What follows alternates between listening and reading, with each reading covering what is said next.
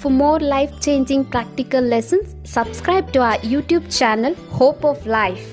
ಎಲ್ಲರ ಜೀವನದಲ್ಲೂ ಬಿಚ್ಚಿಟ್ಟ ಖುಷಿಗಿಂತ ಮುಚ್ಚಿಟ್ಟ ನೋವುಗಳೇ ಹೆಚ್ಚು. ವೇದಗಳನ್ನು ಓದಿದವರು ದೊಡ್ಡವರಾಗುವುದಿಲ್ಲ, ಜನರ ವೇದನೆಗಳನ್ನು ಅರಿತವರು ಮಾತ್ರ ದೊಡ್ಡವರಾಗುತ್ತಾರೆ.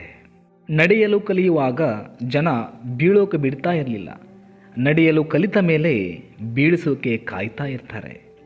ಮನುಷ್ಯ ತನ್ನ ಒಳ್ಳೆತನದಿಂದ ದೊಡ್ಡವನಾಗುತ್ತಾನೆಯೇ ಹೊರತು ಹುಟ್ಟಿನಿಂದಲ್ಲ.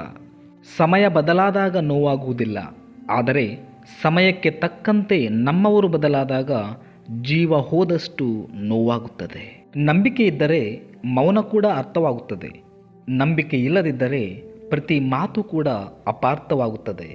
ಅರ್ಥ ಮಾಡಿಕೊಳ್ಳಲು ಆಗದವರ ಮುಂದೆ ಮನಬಿಚ್ಚಿ ಮಾತನಾಡಿದರೂ ಪ್ರಯೋಜನವಾಗುವುದಿಲ್ಲ. ನಾಲಿಗೆಯ ರುಚಿ ಬಿಟ್ಟರೆ ಶರೀರಕ್ಕೆ ಲಾಭ, ವಾದ ವಿವಾದಗಳನ್ನು ಬಿಟ್ಟರೆ ಸಂಬಂಧಗಳಿಗೆ ಲಾಭ, ವ್ಯರ್ಥ ಚಿಂತೆಗಳನ್ನು ಬಿಟ್ಟರೆ ಇಡೀ ಜೀವನಕ್ಕೇ ಲಾಭ.